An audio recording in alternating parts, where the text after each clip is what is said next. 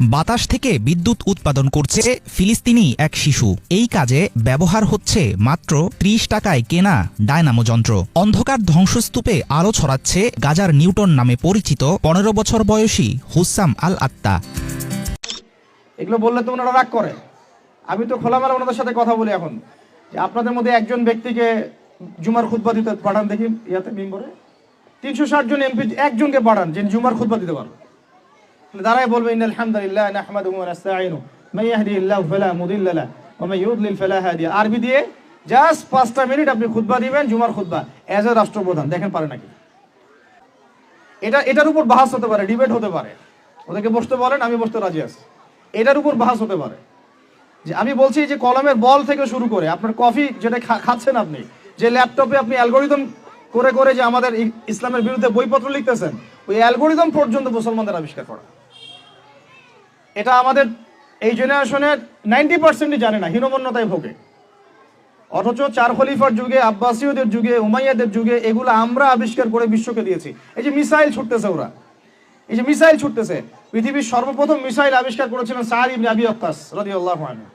তার যখন তিনি বিজয় করতে গিয়েছেন আপনার রোমান সাম্রাজ্যে, তার বাহিনীতে খালিদ বিন ওয়ালিদ ছিলেন। ওই সময় ওটাকে বলা হতো মিনজানিক, ওটাকে মিসাইল বলা হতো না, বলা হতো মিনজানিক। এম শব্দটা রেখে দিয়েছে ওরা, মিনজানিক আরবি শব্দ, ওরা এখান থেকে মিসাইল শব্দ আনছে, কিন্তু কাজটা একই। ওইটা দিয়ে রোমানদের ওই দেওয়াল দুর্গ ভেঙে দেওয়া হয়েছিল দূর থেকে। আমি জাস্ট বলতে চাচ্ছি, ৪ খলিফার যুগে, আব্বাসীয়দের যুগে, উমাইয়াদের যুগে বিশ্বে মুসলমানরা যে প্রত্যেকটা ডিপার্টমেন্ট করে দিয়েছে, ওর উপর দাঁড়ায় আজকের এই পশ্চিমারা দাঁড়ায় আছে, এই বিশ্ব দাঁড়ায় আছে। এখন শিক্ষার মেরুকরণটা কি হলো তাহলে? লাস্ট ২২০ বছরে শিক্ষাটাকে ভাগ করে ফেলা হলো, যে তোমরা যারা দাড়ি টুপিওয়ালা মানুষ, তোমরা যারা ইবাদত বন্দেগী করতে চাও, তোমরা পড়বা কোরআন এবং হাদিস, তোমরা পড়বা উসুল, ফিকহ ইত্যাদি ইত্যাদি।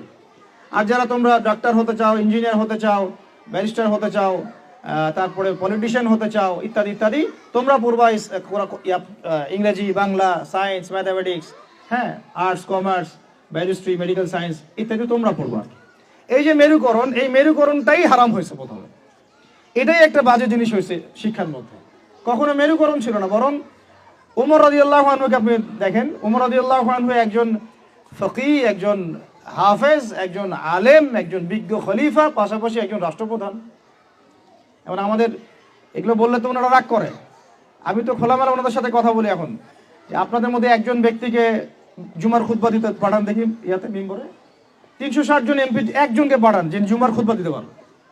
দাঁড়ায় বলবে ইন্নাল হামদুলিল্লাহ নাহমাদুহু ওয়া নাস্তাঈনু মান ইয়াহদিহিল্লাহু ফালা মুদিল্লা লাহু ওয়া মান ইউদ্লিল ফালা হাদিয়া। আরবি দিয়ে জাস্ট ৫টা মিনিট আপনি খুতবা দিবেন, জুমার খুতবা এজ এ রাষ্ট্রপ্রধান। দেখেন পারে নাকি? ১২০০ বছর যিনি খলিফা, তিনি খুতবা দিয়েছেন। তিনি ছিলেন ফকিহ, তিনি ছিলেন আলেম, তিনি ছিলেন বিজ্ঞ পণ্ডিত, তিনি হাফেজ। এই ১২৫০ বছরে যিনি ফিলোসফার, তিনি এদিকে আবার মুহাদ্দিস। যিনি মেডিকেল সায়েন্সের দক্ষ, তিনি আবার এদিকে হাফেজ, সেখানে কারি, সেখানে আলেম। এই শিক্ষার বিভক্তিটা আমাদের মধ্যে ছিল না। সেকুলার কনসেপ্টগুলো যখন আসছে এই লাস্ট ২০০-৩০০ বছরে, তখন থেকে আস্তে আস্তে শিক্ষাটাকে এভাবে ভাগ করে আমরা একাকার করে ফেললাম। এখন একজন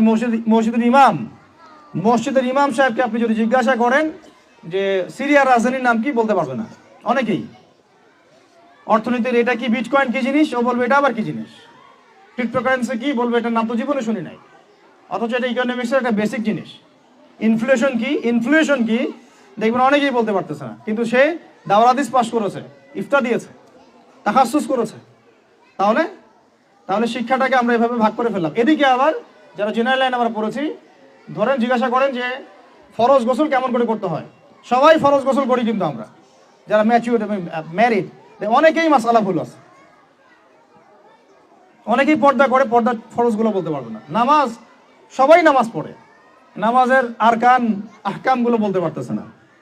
আমাদের এই যে ইয়াং জেনারেশন যারা স্কুলে, কলেজ, ইউনিভার্সিটিতে পড়েন, আপনি সবাইকে ধরে অজুর খালি 4টা ফরজ জিজ্ঞাসা করেন, অজুর 4 ফরজ কি বলো দেখি, দেখবেন বলতে পারতেছে না। এই যে অবস্থাটা, এটা কি আপনাদের কাছে মনে হয় এমনি এমনি হঠাৎ করে হয়েছে? নো, এটা বিগত 100-200 বছরে ওদের মেহনতের ফসল। আর আপনারা কি চাচ্ছেন এটা একদিনে একটা স্কুল দিয়ে চেঞ্জ করতে? মোটেই পসিবল না। আর যদি মনে করেন একজন ভাই, একটা সরকার, একটা প্রশাসন একটা ইসলামিক দল তার উপর দায়িত্ব চাপাই দিলে আমরা দায়মুক্ত হব, কোনোদিনও সম্ভব না। আমাদেরকে এরকম আরো এরকম 30-40 বছরের একটা মিশন নিয়ে নামতে হবে। 30 বছর একটা মিশন নিয়ে নামতে হবে। 30 ইয়ার্সে আমরা কোন জেনারেশন দেখতে চাই। এই আমার মেয়েটার বয়স যখন এখন বয়স ওর 5 বছর 6 বছর, ওর বয়স যখন 20 বছর হবে তখন আমি ওকে কোন জায়গায় দেখতে চাই, এবং এই 15 বছর আমি কিভাবে পড়ালে ওকে আমি ওই জায়গায় নিতে পারবো, এই ফিকিরটা আমাদেরকে করতে হবে। এখন কাজ মোটামুটি করা হয়ে গেছে, খালি দরকার সমন্বয়।